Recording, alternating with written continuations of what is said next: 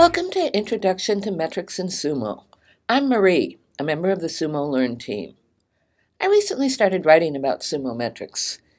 In the next few minutes, I'm going to share the things I learned first in my own exploration of this rich topic.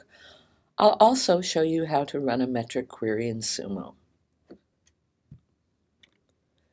A metric is a time-ordered set of data points that measures the value of something, like your weight, the value of your 401k, or in Sumo, measurements like CPU utilization.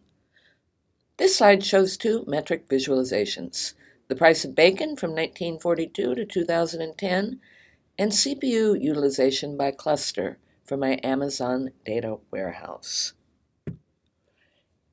If you're not already using metrics, here's why you should. You'll identify and resolve problems more quickly and get a good bang for your buck. Let's distinguish between metrics and logs and what each does best. Metrics are ready-to-consume values that point you to a potential problem.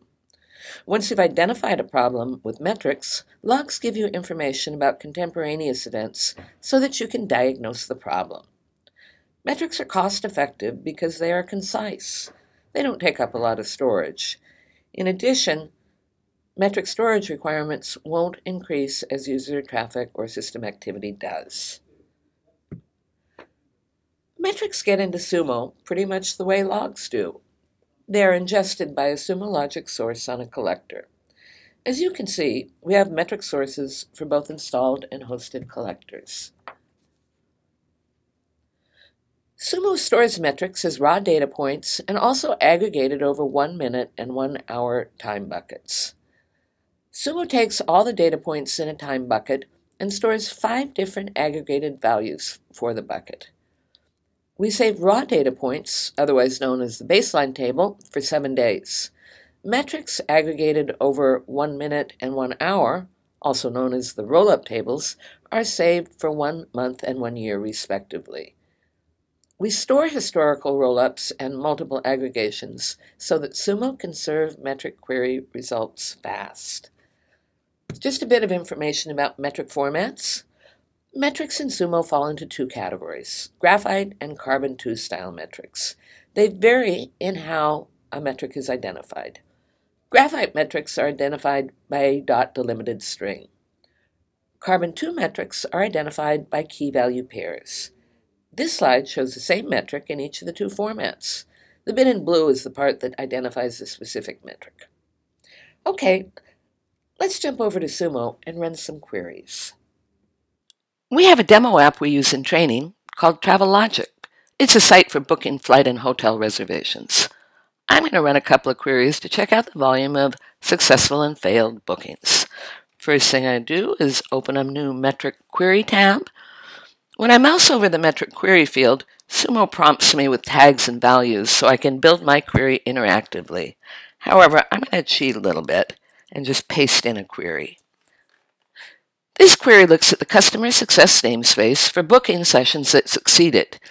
I use the sum operator to count the successful bookings across all my source hosts. Now we can run multiple queries in the same tab. So let's check out failed bookings. I just pasted in the same query and changed the metric. So now we see the count of both successful and failed bookings on the same chart. A little bit about the UI. Here's where we can change the time range for the query. As you mouse over a time series, notice you'll see the metric value, name, and timestamp. Near the top is the quantization setting, which is the interval over which Sumo aggregated the raw data points. Sumo can't display every data point, so it determines a sensible interval over which to aggregate the data. You can change the quantization level.